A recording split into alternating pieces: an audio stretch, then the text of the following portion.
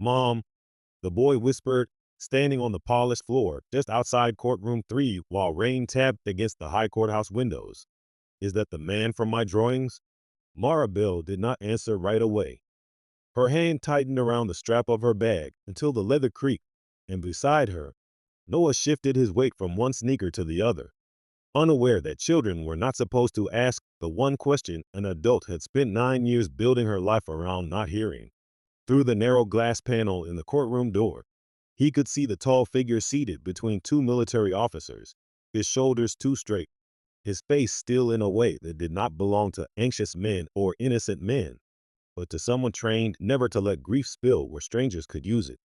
Noah pressed his palm to the glass. He looks like me, he said, so softly she almost pretended she had missed it. Inside, the clerk called the room to order. The judge entered. 100 people rose at once, the scrape of chairs low and uneasy, and the man by the defense table lifted his head. For one terrible second, Mara saw exactly what her son had seen. Not the silver in the stranger's temples, not the faint ridges along his throat where no human body had ever learned to breathe in thin atmospheres, not the dark formal coat of the Varian command. It was the eyes, that impossible clear gray, like winter light through river ice. Noah had her mouth, her chin, her habit of worrying at the inside of his cheek, but the eyes were not hers. They had never been hers. Ems, Bell, the bailiff murmured. The court's waiting. She led Noah inside as if she still trusted her knees. By the time they reached counsel table, the hearing had already acquired the strange hush that only comes when history has been dragged indoors and asked to sit down. Outside the city, 6 alien warships hung above the cloud line, silent and immense, their weapon ports dark after a failure nobody on Earth could explain. News crews had called it a miracle. The Defense Department called it a strategic anomaly. The man seated 10 feet from Mara was being called the cause of both. Judge Helen Whitaker looked over her glasses at the case file in front of her.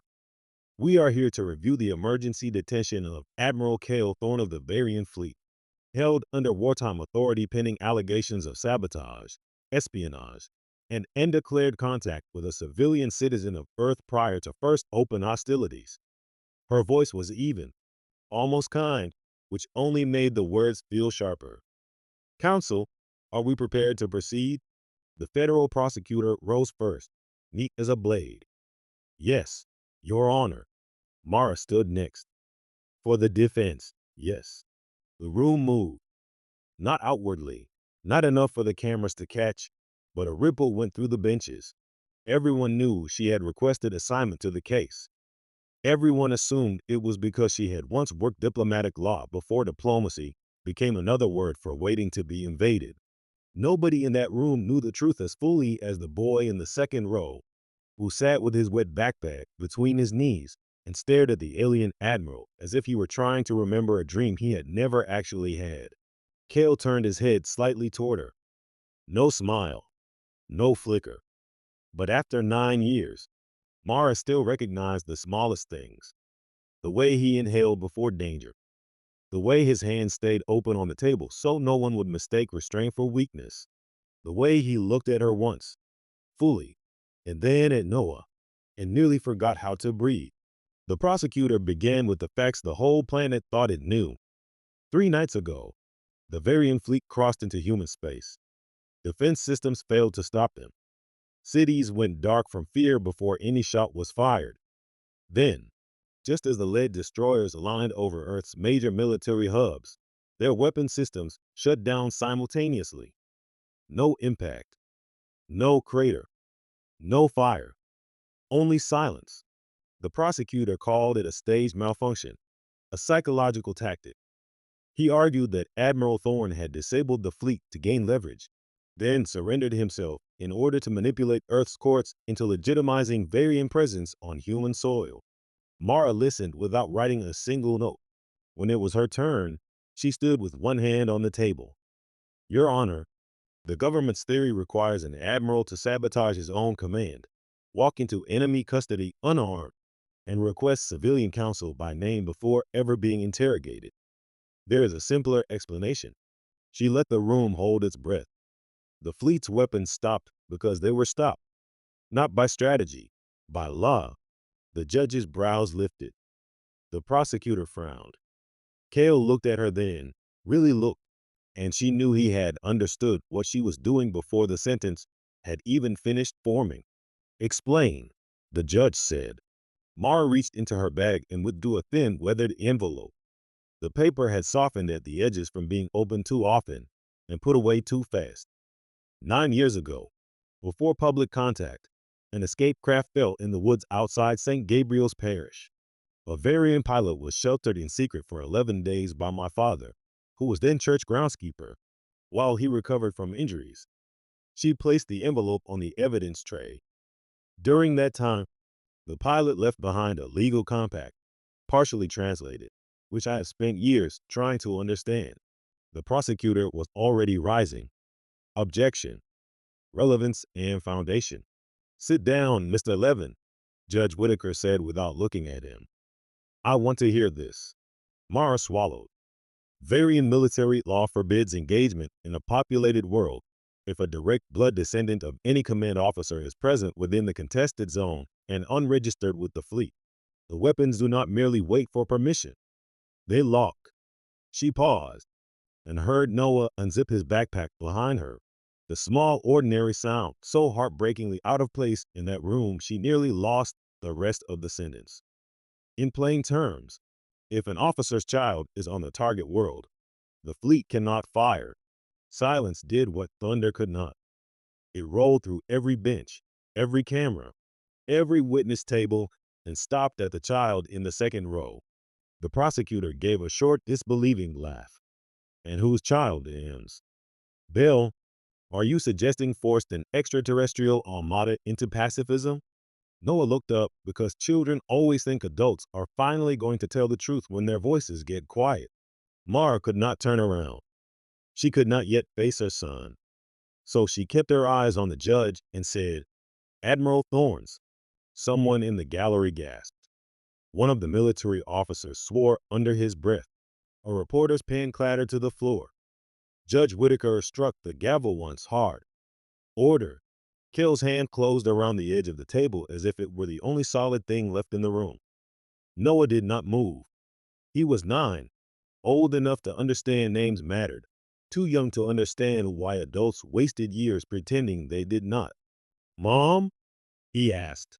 Mara shut her eyes for 1 second. When she opened them again, Cale was already on his feet. I request permission to speak, he said. His voice had changed. Less music in it than before, less softness, but it still carried that strange calm that had once made her feel safer than any locked door. The judge studied him, then nodded. Cale looked at Noah, and the world went narrow around Mara, reduced to the space between a father and a son who had been separated by more than distance, more than war, more than species. Your mother is telling the truth, he said. And if there is blame in this room, it does not belong to her. Noah blinked. You knew? Cale's jaw worked once. I hoped. Children have a brutal way of stepping where adults circle for years. Noah leaned forward. Then why didn't you come? Mara heard someone in the back row exhale like they'd been punched. Cale did not answer at once. Rain streaked the courthouse windows.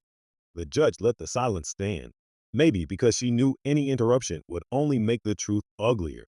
When I left Earth, Cale said, I left unconscious and under arrest by my own command.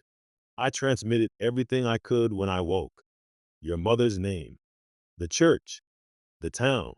I was told there was no trace of either of you. Then all contact channels with Earth were sealed after the first border attacks. His voice lowered. I should have found another way. Noah looked at Mara, not angry yet, just trying to fit a larger world inside a child's chest. You said my dad was gone. I said he was, she whispered. I didn't know how to say the rest. The hearing should have ended there. A sensible court would have recessed. But history is not sensible, and neither is humiliation when it arrives in public.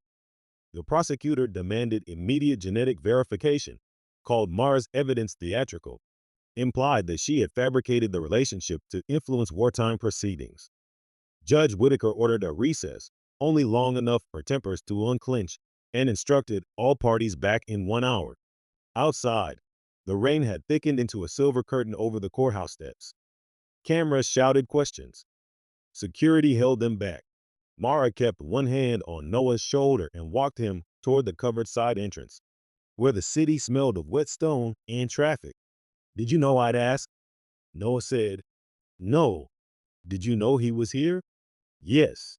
He stopped under the awning. "You were going to tell me after court?" She opened her mouth and found nothing in it worth offering. Noah looked older when he was disappointed. It had always frightened her. The way hurt sharpened his face into something beyond childhood. He nodded once, like someone much older than 9, and sat on the cold bench beside the vending machine without taking off his backpack. Cale appeared at the end of the corridor under guard, then paused when he saw them. The officer beside him glanced at Mara. She said, "Please," and the man, to his credit, moved 3 steps away. Cale did not sit. Maybe variants did not fold easily into human benches. Maybe he did not trust himself that much. Rainwater darkened the shoulders of his coat where the roof had failed to cover the walkway fully. Noah looked up at him, and then down again. "I have your drawing," Cale said. The boy frowned. "What drawing?" "The one you sent to orbit 3 months ago from St. Michael's School." His mouth almost softened. A house, a church, a woman in a red scarf, and a blue dog that was much too large. Noah's head snapped up. That was for the Winter Outreach Project. They said they were sending kids' art to the peace stations. They did. Mara stared. The school had joined a holiday program, mailing children's drawings and letters to refugee centers, hospitals, peace observers. It had felt harmless. She remembered Noah at the kitchen table, tongue pressed to his lip while he colored the church windows gold. "Your name was signed on the back," Cale said. "Noah Bell." He hesitated. "The variant alphabet has no letter for the sound your name begins with. I read it 6 times anyway." Noah's shoulders had gone still. Children can forgive almost anything for one honest detail. "You kept it?" Cale reached carefully into the inner pocket of his coat and withdrew a folded plastic sleeve, rain fogged but sealed. Inside was the drawing, wrinkled at the corners. The blue dog exactly as enormous as advertised. Noah's face changed. Not into joy. Joy comes later, when trust has roots. This was recognition. The first dangerous little bridge. Mara had to look away. The genetic test was expedited. Of course it was. The government had laboratories waiting for apocalypse. While technicians worked upstairs, the hearing moved into closed testimony. The public benches thinned, but not enough. News like that grows legs. The prosecutor changed tactics. He produced a private school report from 2 years earlier, noting that Noah displayed unusual pattern recognition and had once corrected a physics teacher's star chart during a Christmas pageant rehearsal. He offered a hospital record from Mara's maternity file that mentioned unexplained anomalies in fetal imaging. He even found an old complaint from the parish about Mara's father receiving suspicious visitors on church grounds before his death. Piece by piece, he tried to turn a hidden child into evidence of conspiracy. Mara's father had died shoveling snow outside St. Gabriel's before dawn, 2 winters after Cale vanished. Heart failure, they'd said. Overwork, the neighbors added. He had left behind a coffee mug chipped at the rim, 3 flannel shirts that still smelled faintly of candle wax, and a lockbox under the church boiler room filled with papers in a language nobody on earth then recognized. Mara had spent years pretending she kept the box for legal reasons. Really, she kept it because some forms of hope are too embarrassing to display in daylight. She testified about the craft in the woods, about the man she found feverish under pine branches, about the week she carried soup and blankets to the abandoned gardener's shed behind the church because her father's conscience had always been bigger than his caution. She did not say love arrived. Love had never arrived politely enough to deserve a single word. It had built itself in glances, in lessons, and Kale struggling to pronounce her name without making it sound like a prayer. In him standing in the rain with her under the church eaves while bells shook the evening, and December smelled like wood smoke. He had been leaving from the first moment. She had known that. Human women know many impossible things and do them anyway. When the prosecutor asked whether she had hidden Noah's paternity to gain leverage over future interspecies law, Judge Whitaker herself sounded offended. "Counselor," the judge said, "have you ever raised a child alone under international panic and public superstition?" He stiffened. "No, Your Honor." "It shows." That should have been satisfying. It wasn't. Mara could feel Noah watching from the side room where a clerk had left him with coloring pencils and a half-eaten granola bar. Children hear through doors. Adults just lie to themselves about it. By dusk, the rain had cleared. Cold blue light pooled against the courthouse windows. The genetic report arrived in a sealed envelope no thicker than a Christmas card. The bailiff handed it to the judge, who read it once, then again more slowly. "Probability of parentage," Judge Whitaker said, "exceeds any recognized threshold in human law." Her eyes lifted to Cale. "Admiral Thorne, Noah Bell is your biological son." Nobody spoke. Cale did not sit down. Mara could see the pulse in his throat. He looked less like an admiral than the man from the shed behind St. Gabriel's, exhausted and half-healed, watching snow gather on his boots, while he admitted he had never expected to live long enough to be ordinary. Noah came in before anyone called him. He walked to Mara first, because that was habit, because love teaches children where to stand when rooms grow dangerous. Then he looked at Cale and said, "So now what?" The judge, who had seen murders and divorces and brothers suing brothers over fence lines, set down her file and answered before any lawyer could. "Now," she said, "the court remembers this case is not only military. It is also a family matter. Military custody was suspended pending diplomatic review. Cale was moved from detention to supervised residence in the old federal guest house across from the courthouse. Noah was not allowed to stay there, not yet. Earth was still frightened. Varia was still armed, even if its weapons had gone obediently dead. The law could confirm blood in an afternoon. Trust took longer. 3 days later, St. Michael's School held its Christmas assembly anyway, because schools are stubborn that way. The world could tremble in the sky, but children still needed costumes pinned and paper stars taped to gymnasium walls. Mara sat in the second row under strings of blinking lights that kept threatening to fail. Parents whispered about the fleet between songs. Teachers smiled too brightly. Noah stood with the choir in a shepherd's robe that was slightly too short at the wrists. Cale came in through the side door late, escorted by two plainclothes officers who clearly had no idea what to do with a war admiral at a school concert. He stood at the back near the folding chairs and looked profoundly uncomfortable, as if nothing in his training had prepared him for off-key flutes and proud grandparents filming everything badly. Noah spotted him halfway through the second carol and forgot one whole line. Mara saw it happen, a child's attention breaking, then returning brighter than before. When the assembly ended, Noah hurried through the clusters of parents and tugged at Cale's sleeve. "I had a solo," I heard. It wasn't very long. Cale seemed to consider the matter with grave seriousness. "Long enough." Noah nodded like that settled something important.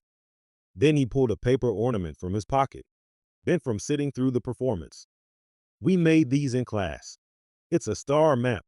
Mine has mistakes, but Mrs. Alvarez said handmade is the point." He held it up. "You can have it if you want." Cale took the ornament as if it were made of glass and history. "Thank you. Don't put it near fire," Noah said. "It's mostly glue."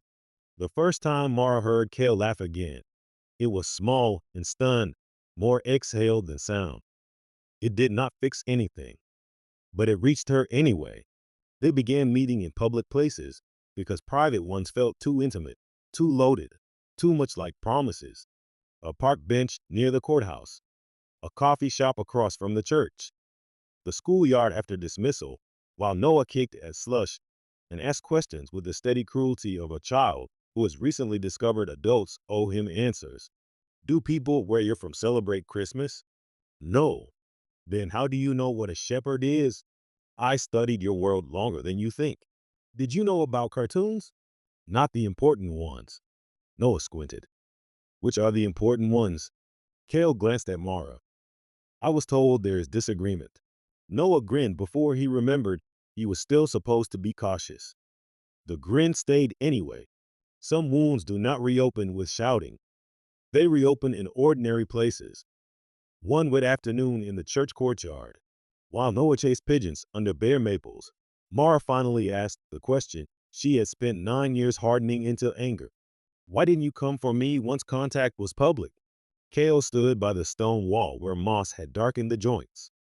St. Gabriel's bells were quiet. The air smelled of rain and old leaves, because by then I had command. That is not an answer. It is.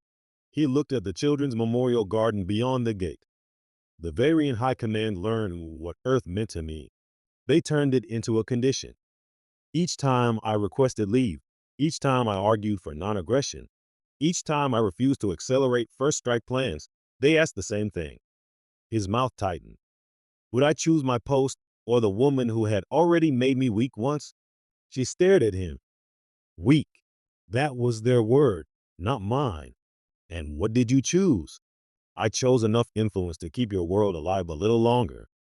He turned then, the old control gone from his face at last. Do not mistake that for heroism. I told myself duty would buy time. Time became years. Years became a habit. And habits are where cowards hide. The rain started again, soft at first. Noah darted under the church awning, laughing because children love weather until adults teach them not to. Mara stood where she was. You could have written. I did. Kale reached into his coat and handed her a small metal data strip, dull with handling. None were delivered. Some were never sent. My executive officer kept copies in case he ever had to testify against me.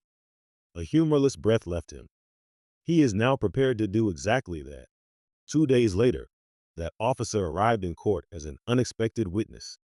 Commander Illier was younger than Kale, sharper in the face, with the look of a man who had spent too long obeying someone he both admired and resented. Under oath, he confirmed that Kale had delayed the fleet's advance for months, argued repeatedly that Earth contained protected dependents under Varian law, and locked portions of the weapons authorization system behind personal command codes. The prosecutor thought this helped his case. Then Admiral Thorne intentionally obstructed military action, he said. Ollier's gaze did not leave Kale. He obeyed military law. By concealing the existence of a child, by trying to prevent the annihilation of his child's world. It was the kind of sentence that rearranges air. The judge requested full translation of the Varian legal compact. Experts were called.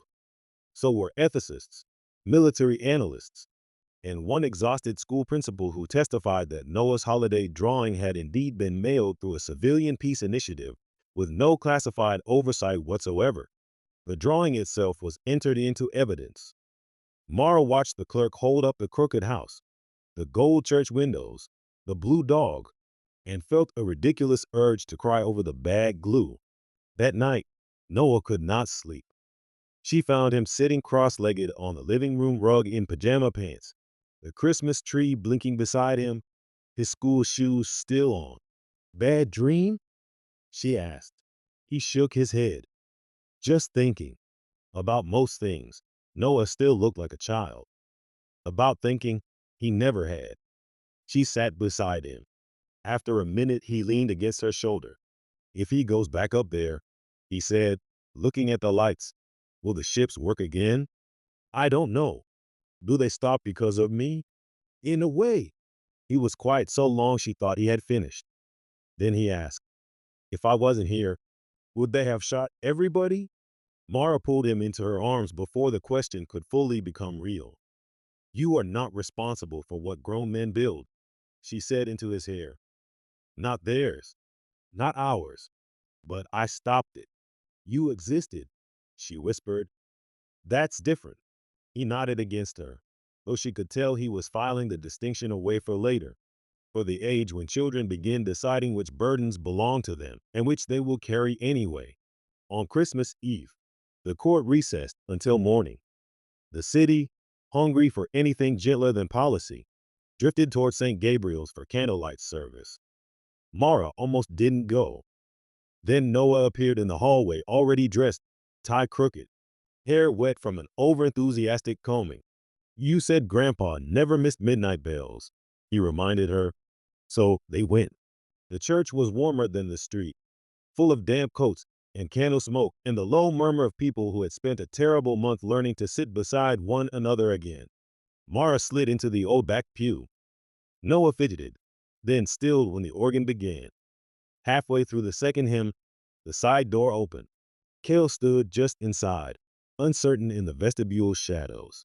Several heads turned. A few people stiffened. Father Donnelly, who had known Mara since she wore patent leather shoes and hated Sunday school, simply lifted a hand and pointed toward the empty place beside them. Cale crossed the aisle alone. Noah made room without being asked. The three of them sat shoulder to shoulder beneath the colored glow of the nativity window. Outside, rain ticked against stained glass. Inside, 100 candles softened every hard edge the season could reach. During the reading about peace on earth, Noah quietly placed his hand in Cale's for the first time. Cale did not look down. He kept his eyes on the altar, jaw tight, fingers closing around the small hand as if accepting both a gift and a sentence. When the service ended, people lingered in the churchyard under umbrellas and yellow street lamps. Snow tried to start and failed. Noah ran ahead to inspect the parish creche, leaving Mara and Cale by the stone steps. "I should tell you now," Cale said, "before court decides it for us. If Earth recognizes the Child Protection Clause, my command will be stripped. Another fleet may be sent." She swallowed. "And if they don't?" "Then my government argues the law does not apply to a child unacknowledged by the father until now." His eyes met hers. "Either way, they will use my failure." Mara laughed once, without humor. "You call this failure? I call it the first honest thing my life has done in years." Across the yard, Noah crouched by the wooden manger and held out his hands to catch the rain. He looked up at them, and in the lamplight there was the whole impossible map of what came next. Fear, paperwork, hearings, diplomacy, school lunches, grief that would arrive late, maybe joy later still. "What do you want?" she asked. Cale took longer answering than he had answering the court. "I want," he said slowly, "to stop leaving." Christmas morning brought the final hearing. The courtroom was full before dawn, as if everyone understood that justice occasionally prefers holidays because people are too tired then to perform. Judge Whitaker read for nearly 20 minutes. She recognized the paternity findings, the validity of the translated variant legal code, and the undeniable fact that Earth had been protected from immediate attack not by strategy, but by the existence of a child whose life had been hidden inside ordinary human routine school assemblies, church services, crayons on a kitchen table. Then she did something no one expected. She ordered Noah's existence and location sealed under multinational child protection law. She declared that no government, human or otherwise, had claim over his person as military leverage. She further ruled that Admiral Cale Thorne's conduct, while deceptive to both his command and this planet's authorities, had directly prevented unlawful planetary assault and therefore did not meet the court standard for wartime treason against Earth. The prosecutor rose, outraged. The judge silenced him with a look older than law school. "As for family matters," she said, softer now, "this court does not pretend to repair 9 lost years in one morning. It can only make room for what comes after them." When they stepped outside, the rain had finally stopped. The city was washed clean and cold. Christmas lights still hanging over Main Street like people hadn't quite decided to hope, but were trying. Noah walked between them, holding the old drawing in one hand and the bent star map ornament in the other. Reporters shouted from behind barricades. Church bells carried from somewhere uphill. At the far end of the square, Children were already skating on the temporary winter rink, wobbling and laughing and crashing into one another without apology. Can we go to the park? Noah asked. Mara glanced at Cale. He nodded. The park benches were wet, so they stood by the duck pond under bare trees, while Noah threw crumbs from a pocket roll he'd stolen from the courthouse hospitality tray. He had too many questions still, but children know when to delay them. He let the ducks argue and watched the ripples widen. Cale stood beside Mara with both hands in his coat pockets. I have quarters nearby until the diplomatic panel rules, he said. Then I may have less. You always did know how to romance a woman. A shadow of the old smile touched his mouth. I am out of practice. So am I. He looked at her then, not as witness, not as counsel, not as the woman who had once hidden him behind a church and later hidden his son inside a human surname, but simply as Mara. The sight of it unsettled her more than all the cameras had. I can't promise easy, he said. Good. I don't trust easy. I can promise present. She watched Noah crouch at the water's edge, talking to ducks as if they were a jury, and he had every intention of winning them. 9 years had been lost. That was true. Also true. The morning had not asked permission before beginning anyway. Mara let out a breath she seemed to have been holding since the first snowfall of another lifetime. Present, she said. We can start there. Noah turned back toward them, cheeks pink in the cold. Are you guys coming or what? Where? Mara called. He pointed toward the school hill beyond the park, where children were sledding over old grass patched with thin snow. Mrs. Alvarez says if you're late to joy, you still have to come. Cale blinked. Your teacher says that? No, Noah said, already backing away, grinning now with his whole face. I do. And maybe that was how families begin again.